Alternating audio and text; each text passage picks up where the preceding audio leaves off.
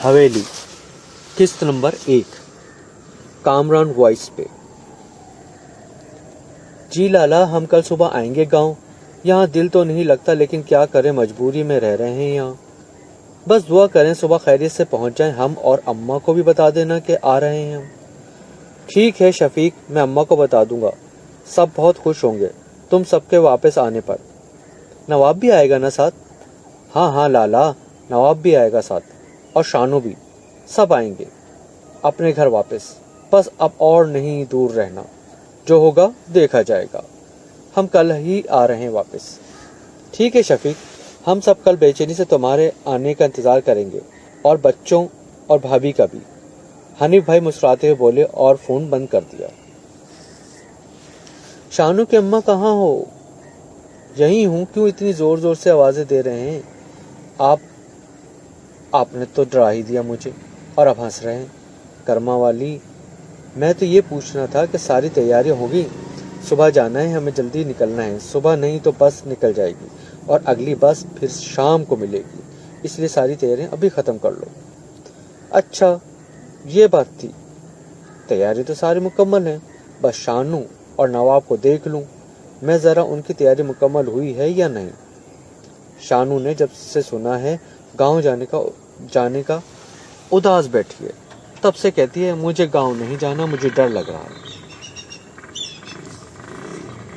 डरना किस बात का? उससे कहो परेशान ना हो, हम हैं। ये गांव के नाम पर इतना डरते क्यों हैं? वहीं तो पली बड़ी है, चंद साल ही तो हुए हैं हमें यहाँ आए हुए। अब वापस तो जाना ही पड़ेगा ना, सारी जिंदगी यहाँ तो नहीं गुजार सकते ना। तुम देखो जाकर उनको, मैं नमाज पढ़ाऊं, नवाब को भी भेज दूं। अच्छा कहते हुए अम्मा शानू के कमरे की तरफ चल पड़ी। शानू बिस्तर में मुंह छुपाए लेटी हुई थी। अम्मा ने आवाज दी तो डर कर उठ बैठी। कौन है? अरे मैं हूँ तुम्हारी अम्मा। शानू क्या हो गया है, इतना क्यों डरती हो? मेरी बेटी पहले तो ऐसी नहीं थी, इसलिए तो नवाब मजाक बनाता रहता है तुम्हारा। इतना मत डरा करो, मेरी बेटी बहादुर बनो। वो शानू के सर पर हाथ फेरते हुए बोली। शानू जल्दी से अम्मा के गले लगी। अम्मा मुझे नहीं जाना गांव, मुझे यहीं रहना है, मुझे वो मार देगा। आप लोग समझते क्यों नहीं? वो मुझे अपने पास बुलाता है, अगर मैं यहाँ से गई तो वहाँ भी आ जाएगा मेरे पीछे मुझे मारने के लिए। शानू, कौन मार देगा तुझे, और कौन बुलाता है तुझे अपने पास? ना डरो, हम हैं तुम्हारे साथ। वो बस तुम्हारा वहम है और कुछ नहीं। इस बात को समझो मेरी बच्ची, ये सब बस वहम है और कुछ नहीं है। नहीं अम्मा, ये सब वहम नहीं है। वो मुझे रोज नजर आता है ख्वाब में। उसका चेहरा नहीं देख पाती मैं, लेकिन उसकी आवाज़ मुझे कुछ सुनी सुनी लगती है, लेकिन याद नहीं आती वो आवाज़ किसकी है। मैं उसी डर से सो नहीं पाती। अगर सोई तो फिर से उसकी आवाज़ें मेरे कानों में गूंजने लग पड़ती हैं। वो मुझे मार डालेगा, कहता है बस उसकी हूँ, किसी और के बारे में सोचा तो मार देगा मुझे। अम्मा आप लोग चले जाएं, मुझे यहीं रहने दें। अगर मैं यहाँ से गई तो वो मुझे नहीं छोड़ेगा। आप लोग समझने की कोशिश करें। शानू पागलों की तरह अम्मा के सीने में सर छुपाए रोते हुए और डरते हुए बोल रही थी। नहीं शानू, वो जो कोई भी है तुम्हारा कुछ नहीं बिगाड़ सकेगा। हम सब हैं ना तुम्हारे साथ, और सबसे बढ़कर अल्लाह तुम्हारे साथ है। तुम्हें डरने की कोई ज़रूरत नहीं है। चलो अब उठकर वज़ू करो, नमाज पढ़ो। मैं ज़रा नवाब को देख लूँ, उसको मस्जिद भेज कर आती हूँ मैं। शानू के सर पर हाथ फेरते हुए कमरे से बाहर निकल गई। नवाब उठ जा, छोड़ दे इस फोन की जान। तेरे अब्बा कब से मस्जिद चले गए, कह रहे थे तुझे भी भेज दूँ। अपने आप तो तौफीक होनी नहीं तुझे कि कहे बगैर चला जाए मस्जिद। जा मस्जिद, तेरा अब्बा इंतज़ार कर रहा होगा तेरा। अच्छा अम्मा, चाहता हूँ बस ये गेम ख़त्म कर लूँ। आग लगे तेरे फ़ोन को, जिसने माँ बाप का नाफरमान बना दिया है तुझे, वो तब नहीं। कोई शर्म ही नहीं रहेगी तुझे। बाप इंतज़ार कर रहा है मस्जिद में, और सबसे बढ़कर अल्लाह का पैगाम आया नमाज का, और तुझे गेम खेलने की पड़ी है। कुछ तो खुदा का खौफ कर छोड़ दो इस गेम को। कब्र में इस गेम ने नहीं बचाना तुझे, नमाज ने बचाना है। अपने अमाल दुरुस्त कर लो उससे पहले कि देर हो जाए। जाओ मस्जिद और आकर अपना सामान पैक करो, सुबह जल्दी निकलना है हमें गांव के लिए। जी अम्मा मैं चलता हूँ। तो फ़ोन रख कर जल्दी से बाहर निकल गया और वो भी नमाज की तैयारी में लग गई। उनकी आदत थी कि नमाज की दोनों मियाँ बीवी खुद भी 5 वक्त की नमाज पढ़ते तो बच्चे भी। नमाज पढ़कर सब सोने चले गए। नवाब ने अपनी पैकिंग कर ली क्योंकि अम्मा ने सख्ती से कहा था कि रात को ही पैकिंग करके सोए। शानू भी अपनी पैकिंग कर चुकी थी ना चाहते हुए और सोने के लिए लेट गई। खुद को एक अनजानी सी जगह देखती है और एक शख्स उसके तरफ बढ़ रहा है। जैसे देखती शानू भागने लग पड़ती है। भागते भागते वो थक जाती है लेकिन रास्ता खत्म ही नहीं होता। वो शख्स अब भी शानू के पीछे ही आ रहा होता है। उसकी हंसी की आवाज़ें फजा में गूंज रही होती हैं। शानू भागती चली जाती है कि अचानक उस शख्स से टकरा कर गिर जाती है और शानू की आंख खुल जाती है। शानू का बुरा हाल होता है कि डर के मारे उसके चेहरा पसीने से भर गया होता है। शानू के बैठे देखकर अम्मा की भी आंख खुल जाती है। क्या हुआ शानू? वो शानू के कंधे पर हाथ रखकर पूछती। कुछ नहीं अम्मा, बस मुझे प्यास लगी थी, पानी पीकर सोने लगी हूँ। शानू बहाना कर देती है और जल्दी से उठकर पानी पीकर वापस आकर लेट जाती है। जानती नहीं अगर अम्मा को बताया तो वो परेशान हो जाएंगी। ये तो मामूल की बात थी। शानू समझने से कासिर थे कि कौन है वो शख्स, क्यों पीछा करता है मेरा, उसका चेहरा क्यों नजर नहीं आता मुझे। वो उसकी आवाज़ जानी पहचानी से लगती है लेकिन फिर भी शानू पहचान नहीं पाती उसे। सारी रात शानू ने जाकर गुजारी उसके साथ। अक्सर ही ऐसा होता रहता था। डर के मारे सारी रात जागती रहती थी शानू। फजर की अजान की आवाज़ आई तो शानू और अम्मा नमाज पढ़ने की तैयारी में लग गईं। नवाब और अब्बा भी मस्जिद की तरफ चल पड़े। नमाज पढ़कर अम्मा और शानू दोनों नाश्ता बनाने में मसरूफ़ हो गईं। जैसे ही वो दोनों नमाज पढ़कर घर आए, सबने मिलकर नाश्ता किया और तैयार होकर गांव के लिए रवाना हो गए। यहाँ पहली किस्त का इख्तिताम होता है। दूसरी किस्त इंशाल्लाह जल्द आपकी खिदमत पेश की जाएगी। देखते रहिए, सुनते रहिए कामरान वॉइस। हवेली किस्त नंबर 2 कामरान वॉइस पे समाप्त कीजिए। दोपहर तक वो लोग गांव पहुंच गए। बस से उतरकर वो लोग तांगे पर बैठकर घर की तरफ रवाना हो गए। कुछ ही देर में वो अपने घर के सामने थे। 3 साल बाद घर को देखकर शानू के अम्मा अब्बा की आंखों में आंसू आ गए। नवाब ने आगे बढ़कर अब्बा के कंधे पर हाथ रखा तो वो मुस्कुराते हुए अंदर की तरफ बढ़ गए। अंदर गए तो सामने माँ को बैठे देखकर जल्दी से आगे बढ़े और माँ के हाथ चूमते हुए उनके गले लग गए। 3 साल बाद माँ बेटे को घर में देखकर आबदीदा हो गई। अरे अम्मा, अब क्या बस बेटे को ही सारा प्यार देंगे? थोड़ा हमारे लिए भी बचा लें। शानू की माँ भी जल्दी से आगे बढ़कर उनके गले लग गई। शानू और नवाब को दूर खड़े देखकर दादी ने उनको पास आने का इशारा दिया। वो दोनों भी दादी के गले लग गए। कैसे हैं मेरे बच्चे? वो दोनों को बारी बारी प्यार करते हुए बोली। मैं तो ठीक हूँ दादी, लेकिन ये आपकी पोती अब भी वैसी की वैसी ही है चुड़ैल, नवाब कहते हुए वहां से। दादी जान देखा, आपने ऐसे ही तंग करता रहता है ये मुझे, शानू मुंह फुलाते हुए बोली। अगर अब्बा यहाँ होते तो उसकी हिम्मत नहीं होती बोलने की। आने दे अब्बा को, फिर बताती हूँ उसको। अरे कोई बात नहीं शानू, भाई है तेरा छोटा, वो भी एक ही है, मजाक कर लेता है तेरे साथ। नहीं मजाक नहीं करेगा तो कौन करेगा? देखो कौन आया है। वली दरवाजे से अंदर आते ही अपने ही ख्यालों में मगन ऊपर की तरफ जाने ही लगा था कि दादू ने वलीद को टोका। वलीद इधर तो आओ, देखो तो जरा कौन आया है। वलीद ने एक नज़र सर तक पाँव शानू को देखा। अस्सलाम वालेकुम, शानू ने सलाम किया और नज़रें झुका गईं। वलीद अभी भी शानू की तरफ देख रहा था, शायद पहचानने की कोशिश कर रहा था। कौन है ये दादू? मैंने पहचाना नहीं। वलीद कंधे झुकाते हुए बोला। लो कर लो गल। ये शानू है जिसकी बातें बताती रहती हूँ तुम्हें। कल बताया तो था शानू आने वाली है, पर तुम तो जब से अंग्रेज के मुल्क से पढ़ाई करके आए हो अपनों को भूल ही गए। ओहो, अच्छा तो ये है शानू। वलीद दादू के पास बैठते हुए बोला।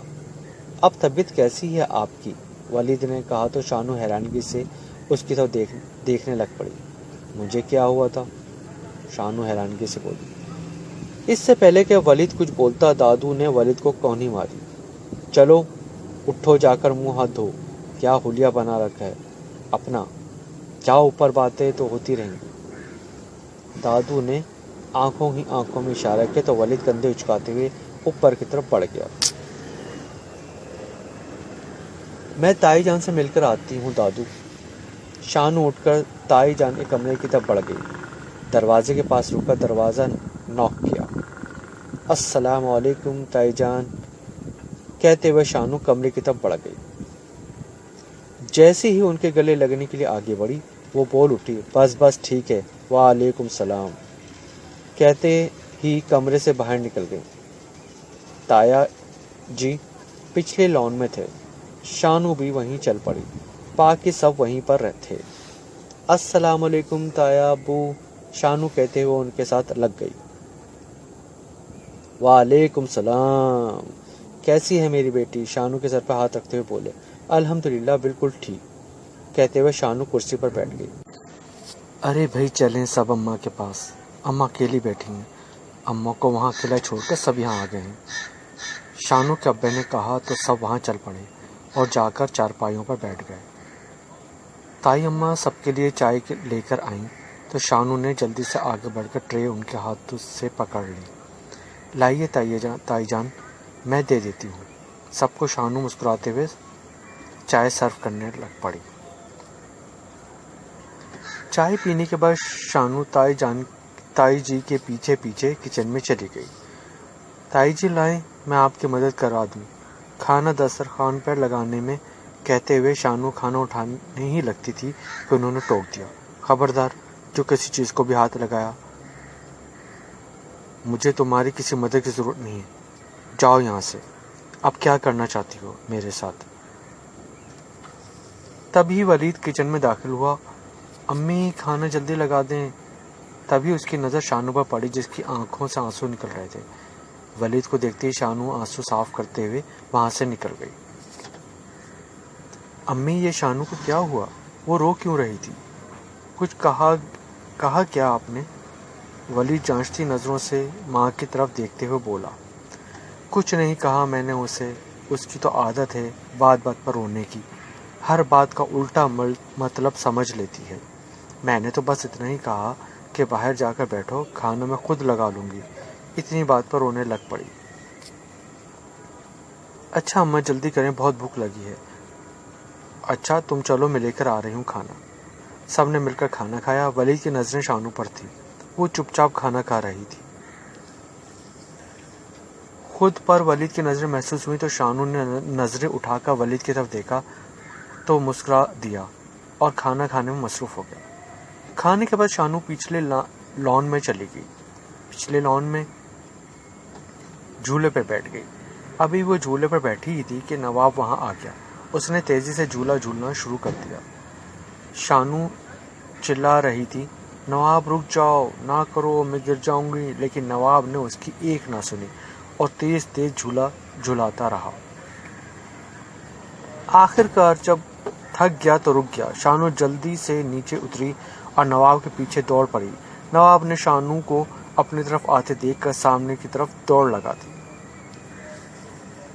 शानू भागते भागते हवेली में दाखिल हो चुकी थी। नवाब उसे कहीं नजर नहीं आ रहा था। शानू ने इधर उधर नजर दौड़ाई तो उसका सर चकराने लग पड़ा और वह जमीन पर गिर गई। जब होश में आई तो खुद को बिस्तर में पाया। सब उसके इर्द गिर्द जमा थे। एक नजर सबको देखते ही उसकी ने आंखें बंद कर ली। सब कमरे से बाहर निकल गए। आखिर शानू वहां गई कैसे? दादू ने पूछा। दादू, वो हम दोनों खेल रहे थे कि दौड़ते दौड़ते मुझे पता ही नहीं चला कब शानू अंदर चली गई। हमें पता भी नहीं चलता अगर वलीद भाई ने अपने कमरे की बालकोनी से उसे अंदर जाते हुए ना देखा होता।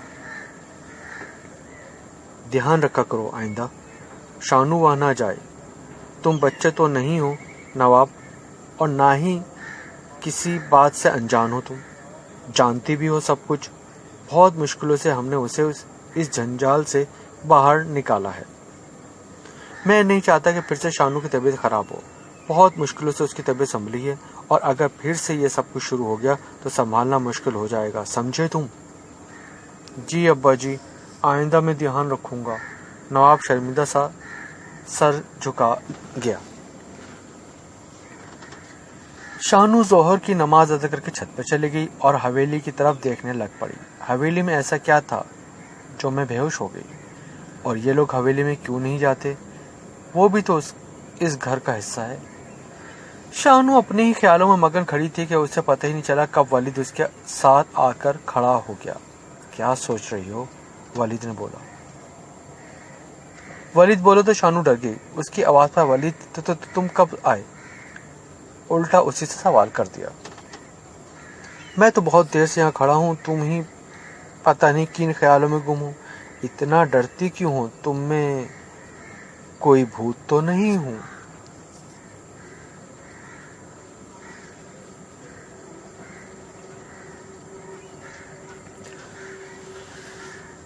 वलीद की बातों पर शानू मुस्कुरा दी। पता नहीं क्यों मेरा दिल क्यों डर जाता है छोटी छोटी बातों पर। अच्छा ये सब छोड़ो, मुझे बताओ कि हवेली में क्यों नहीं जा सकते हम लोग?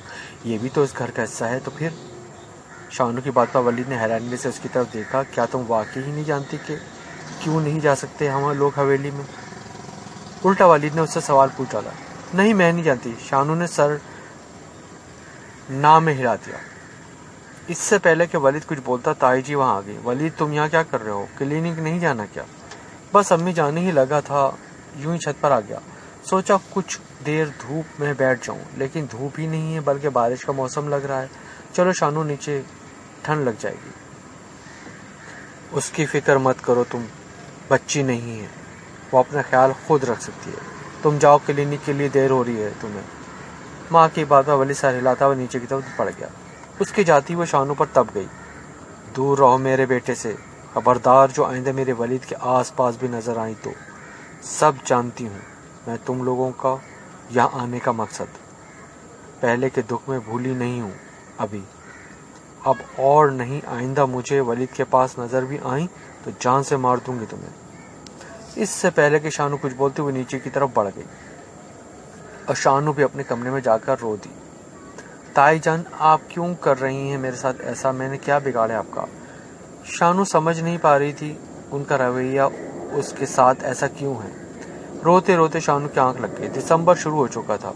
हल्की हल्की बारिश शुरू हो गई थी। सर्दी में इजाफा हो चुका था। असर की नमाज पढ़कर बाहर गई तो सब खुशगप्पियों में मसरूफ थे।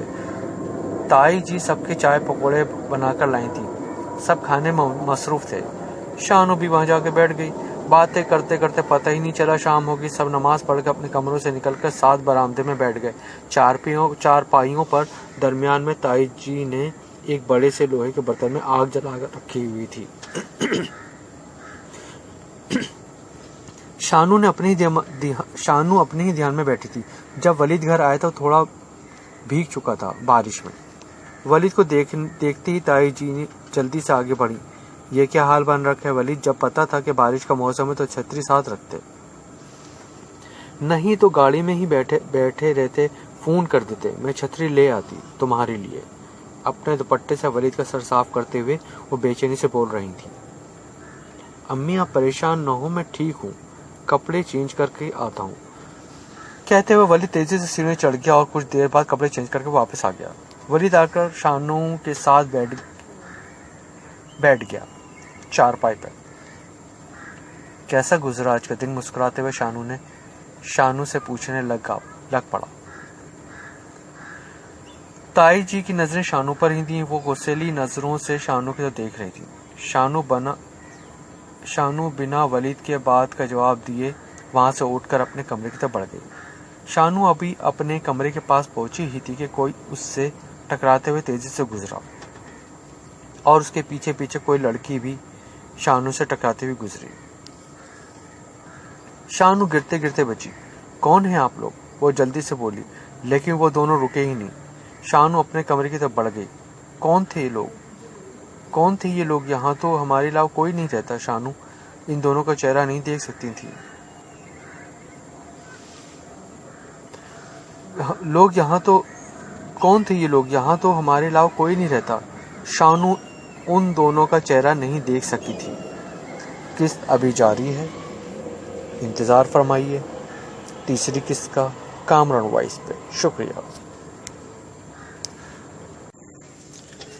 हवेली किस्त नंबर 3 कामरान वॉइस पे समाप्त कीजिए। शानू कमरे में आई ही थी कि वलीद भी पीछे चला आया। क्या बात है, मेरी बात का जवाब नहीं दिया तुमने? वलीद मुस्कुराते हुए कुर्सी पर बैठ गया। शानू घबरा गई, उसका माथा पसीने से भीग गया। इस डर से कि अगर ताई जी ने वलीद को मेरे कमरे में देख लिया तो फिर से मुझ पर गुस्सा होंगी। क्या हुआ वलीद? शानू की तरफ से कोई जवाब न पाकर बोल पड़ा।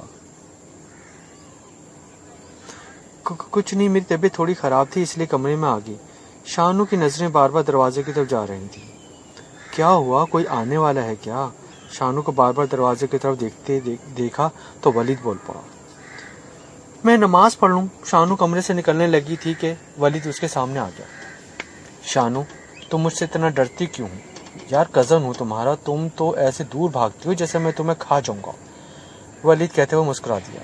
नहीं, ऐसी बात नहीं, मैं ज़्यादा बातचीत करने के आदी नहीं हूँ ना, इसलिए अपने कमरे में ज़्यादा टाइम गुजारना पसंद करती हूँ मैं।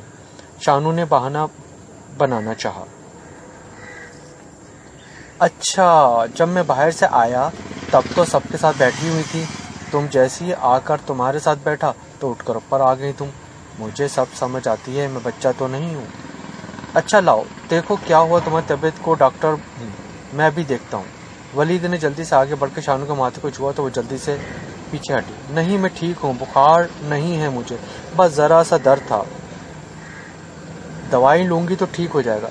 चलो अब नीचे, इस तरह अकेले मत बैठा करो। वलीद ने उसे बाजू से पकड़ के नीचे की तरफ जाने लगा ही था कि दरवाजे पे माँ को देखकर उसके हाथ से शानू का बाजू छूट गया।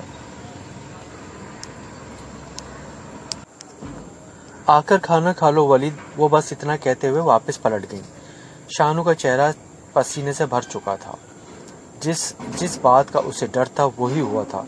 पता नहीं ताई जी अब क्या सोचेंगी। चलें अब, या यहीं अकेले बैठने का इरादा है? मैं एक बात बता दूं, यहाँ पर अकेले बैठने की कोशिश मत करना, यहाँ भूत हैं तुम्हारे कमरे में। क्या? शानू घबराते हुए वलीद की तरफ बढ़ी। वलीद हंसी दबाते हुए बोला, हाँ आप जल्दी चलो यहाँ से। वलीद तेजी से कमरे से बाहर निकल गया। शानू भी तेजी से उसके पीछे कमरे से बाहर निकल गई। शानू नमाज पढ़कर खाना खाने पड़ी। सबके साथ वलीद हंस हंस कर सबके साथ बातें कर रहा था। शानू को आते देख ताई के चेहरे के जाविये बदलने लगे और यह बात शानू ने बहुत अच्छी तरह महसूस की थी।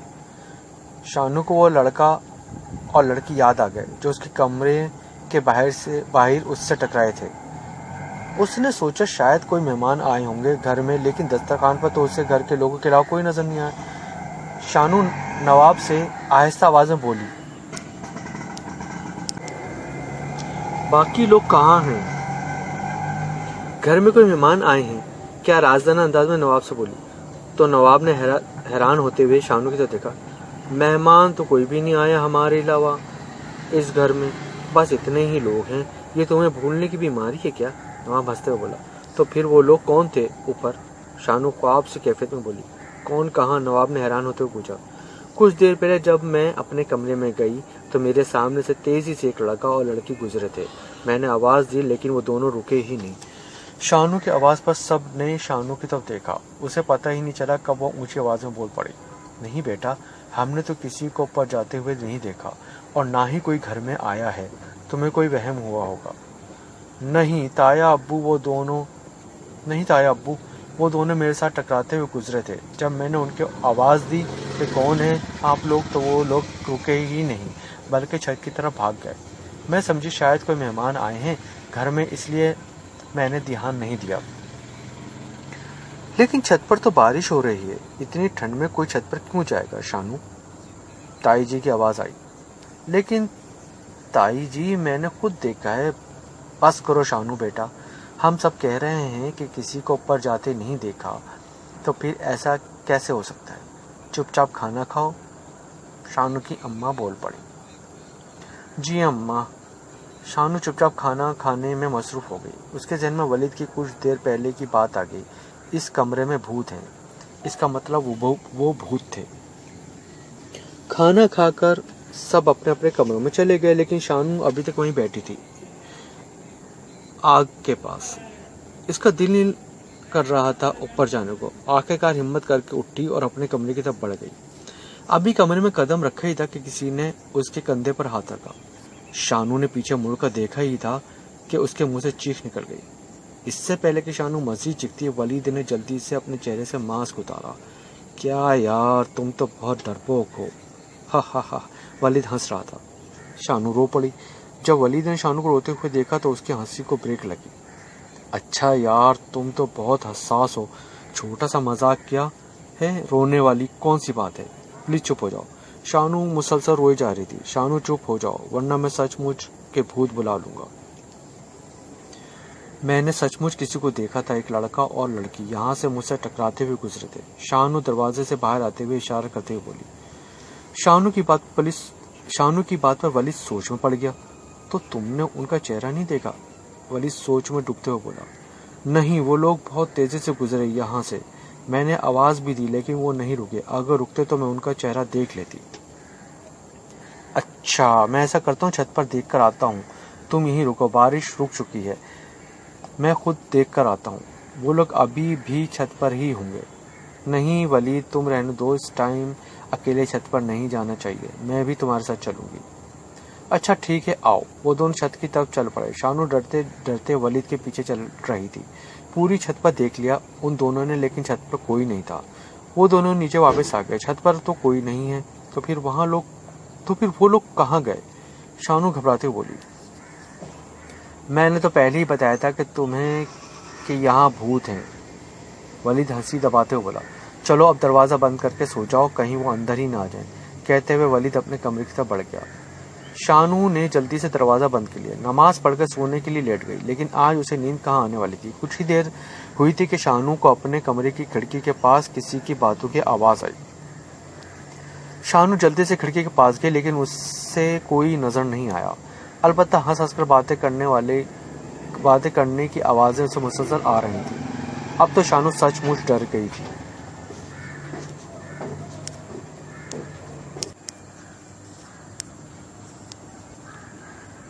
जब उसने नीचे देखा तो उसके होश उड़ गए। वहीं लड़की झूले पे बैठी थी और लड़का उसे झूला झूला रहा था। वो हंस हंस कर बातें कर रही थी। ए सुनो, कौन हो तुम? शानू ने ऊपर से ही उनको आवाज दी थी, लेकिन उन दोनों ने कोई जवाब नहीं दिया और भागते हुए हवेली में चले गए। शानू जल्दी से नीचे की तरफ भागी। उसका रुख हवेली की तरफ था। इससे पहले कि वो हवेली में दाखिल होते वलीद उसके सामने आ गया। शानू को कमरे से बाहर निकलते देख चुका था। वो इसीलिए उसके पीछे पीछे चला आया। कहाँ जा रही हो? तुम्हें पता है ना हवेली में जाना मना है, और तुम उस वक्त वहाँ जा रही थी। अगर मैं ना होता तो कुछ भी हो सकता था। वलीद का लहजा थोड़ा सख्त था।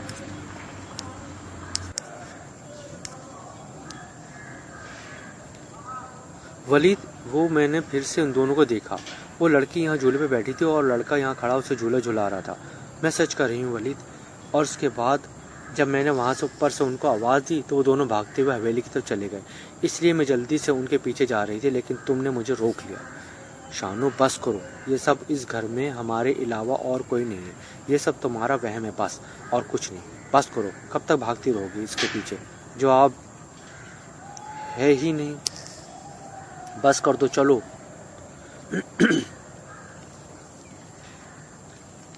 बस करो, कब तक भागते रहोगे उसके पीछे जो अब है ही नहीं? बस कर दो, चलो अपने कमरे में और जाकर आराम करो, तुम थक चुकी हो। वलीद उसे बाजू से खींचते हुए ऊपर ले गया। जाओ अंदर और खिड़की दरवाजे बंद करके सो जाओ।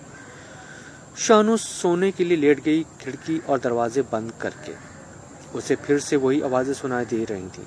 शानू का सर दर्द से फटे जा रहा था। उसने अपने कानों पर हाथ रखकर आंखें बंद कर ली।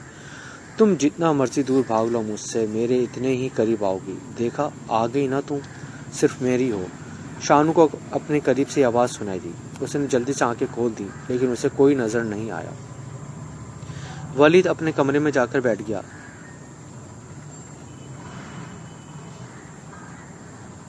दादू सही कह रही थी। शानू यहाँ आती ही उन यादों में खो गई। मुझे उन सब से बाहर निकालना होगा, वरना तो ये पागल हो जाएगी। उसे यहाँ बुलाने का मेरा फैसला बिल्कुल दुरुस्त था। जो हुआ था उस सब से बाहर नहीं निकली। अभी तक ये उसकी याददाश्त कमज़ोर तो हो चुकी है, लेकिन इतनी भी नहीं कि सब भूल जाए। अब मुझे ही सब करना होगा। शानों को ज़िंदगी की तरफ वापस लाना होगा। माजी को भूलना ही पड़ेगा उसे, और ऐसा मैं करके छोड़ूंगा। किस्त जारी है, इंतज़ार कीजिएगा कामरान वॉइस पे।